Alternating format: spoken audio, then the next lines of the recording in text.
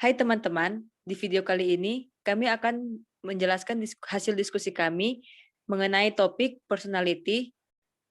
Di video ini merupakan tugas dari mata kuliah perilaku organisasi. Sebelum kami memulai menjelaskan, kami akan memperkenalkan nama-nama anggota kami. Yang pertama dari saya sendiri yaitu Karen Gracia Andris. Nama saya Mona Mutiara Sualang. Saya Herald Ayu Prihawa. Saya Catherine Wisamsur. Saya Agnes Masiani. Sekarang kita akan masuk ke dalam topik, yaitu topik personality. Kepribadian seseorang adalah himpunan karakteristik, kecenderungan, dan temperamen yang relatif stabil yang dibentuk secara nyata oleh faktor keturunan dan faktor sosial, budaya, dan lingkungan. Secara umum, kepribadian seseorang dipengaruhi oleh faktor keturunan dan lingkungan. Faktor keturunan merujuk pada faktor genetis seseorang individu, seperti bentuk fisik, bentuk wajah, temperamen, dan hal lainnya merupakan ciri-ciri yang dianggap sebagai atau seluruhnya dipengaruhi oleh orang tua kita, baik secara biologis, fisiologis, maupun psikologis. Faktor lingkungan, tempat kita tumbuh dan dibesarkan, norma dalam keluarga, teman-teman, dan kelompok sosial memiliki peran dalam membentuk kepribadian kita. Ada 3 pendekatan teori untuk memahami kepribadian. Yang pertama, teori sifat atau trait. Teori sifat didasarkan pada alasan bahwa predisposisi mengarahkan perilaku individu dalam pola yang konsisten. Sifat adalah dugaan kecenderungan yang mengarahkan perilaku dengan cara konsisten dan ciri karakteristik tertentu. Yang kedua, teori psikodinamis atau psychodynamic. Sigmund Freud menjelaskan perbedaan kepribadian individu dengan menyimpulkan bahwa orang mempunyai dasar yang berbeda. Yang ketiga, teori humanistik atau humanistik, pendekatan humanistik berpusat pada manusia untuk memahami kepribadian, menekankan pada perkembangan individu dan aktualisasi diri dan pentingnya bagaimana seseorang mempersepsi dunianya dan semua kekuatan yang mempengaruhi mereka. Karakteristik kepribadian. The Myers-Briggs Type Indicator atau MBTI ada instrumen penilaian kepribadian yang paling sering digunakan. Istilah-istilahnya didefinisikan sebagai berikut. Extroverted versus introverted. Individu dengan karakteristik ekstrovert digambarkan sebagai individu yang ramah, suka bergaul dan tegas. Sedangkan individu dengan karakteristik introvert digambarkan sebagai individu yang pendiam dan pemalu. Yang kedua, sensing versus intuitive. Individu dengan karakteristik sensitif digambarkan sebagai individu yang praktis dan lebih menyukai rutinitas dan urutan. Mereka fokus pada detail. Sebaliknya, individu dengan karakteristik intuitif mengandalkan proses-proses tidak sadar dan melihat pada gambaran umum. Yang ketiga, thinking versus feeling. Individu yang termasuk dalam karakteristik pemikir menggunakan alasan dan logika untuk menangani berbagai masalah, sedangkan individu dengan karakteristik perasa mengandalkan nilai-nilai dan emosi pribadi mereka. Yang keempat, judging versus perceiving.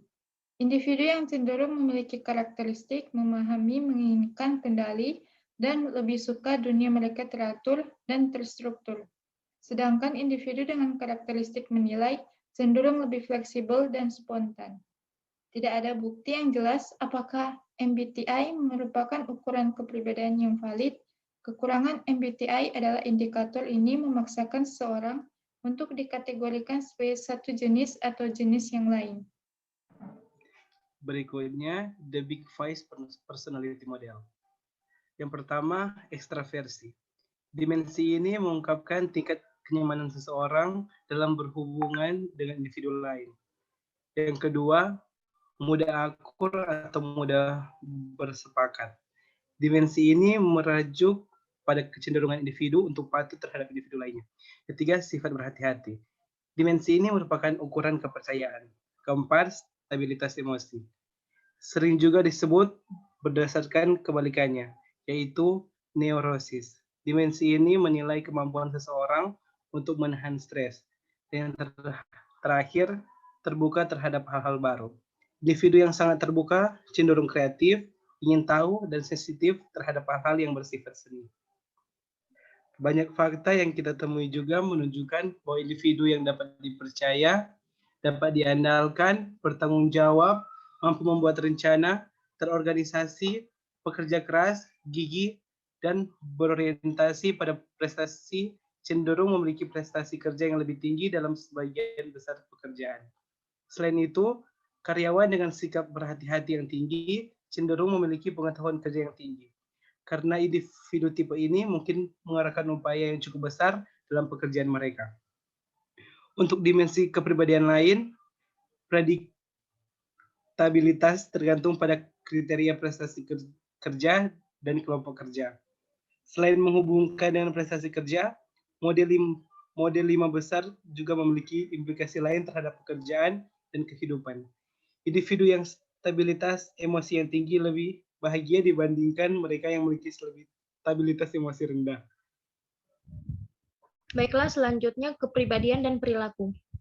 Dimensi utama kepribadian yang mempengaruhi bagaimana seseorang berperilaku di dalam organisasi. Yang pertama, locus of control adalah suatu karakteristik kepribadian yang menggambarkan orang yang menganggap bahwa kontrol kehidupan mereka datang dari dalam diri mereka sendiri sebagai internalizers, tingkat di mana individu yakin bahwa mereka adalah penentu nasib mereka sendiri. Yang kedua, self-efficacy adalah suatu keyakinan bahwa seseorang dapat berprestasi secara memadai dalam situasi tertentu.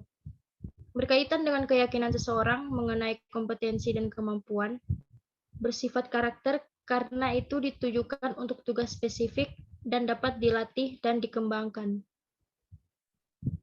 Orang yang punya self-efficacy tinggi fokus pada peluang yang layak dikejar dan melihat rintangan sebagai hal yang dapat diatasi. Sementara orang yang self-efficacy-nya rendah ragu-ragu dalam kesulitan karena mereka memandang rintangan sebagai sesuatu yang tidak dapat mereka kontrol dan dengan mudah meyakinkan diri sendiri bahwa usaha mereka akan sia-sia. Konsep self-efficacy mencakup 3 dimensi, yakni magnitude, strength, dan generality. Dimensi magnitude berkaitan dengan tingkat kesulitan tugas yang diyakini dapat diselesaikan. Strength berkaitan dengan apakah magnitude magnitude-nya tinggi dan dapat menghasilkan ketekunan saat menghadapi kesulitan. Generality sebagai keleluasan dari bentuk self-efficacy dimiliki seseorang untuk digunakan dalam situasi lain yang berbeda. Beberapa implikasi bagi manajerial dan organisasi antara lain. Pertama, dalam keputusan-keputusan seleksi. Kedua, program pelatihan. 3, dalam penetapan tujuan dan kinerja organisasi sebaiknya mempertimbangkan individu yang mempunyai self-efficacy tinggi. Beberapa implikasi bagi manajerial dan organisasi antara lain. Pertama, dalam keputusan-keputusan seleksi. Kedua, program pelatihan. 3, dalam penetapan tujuan dan kerja organisasi sebaiknya mempertimbangkan individu yang mempunyai self-efficacy tinggi. Baiklah, sekian presentasi dari kelompok kami mengenai topik personality. Jika ada kesalahan dalam pengucapan, tutur kata, dan penulisan, kami mohon maaf. Terima kasih.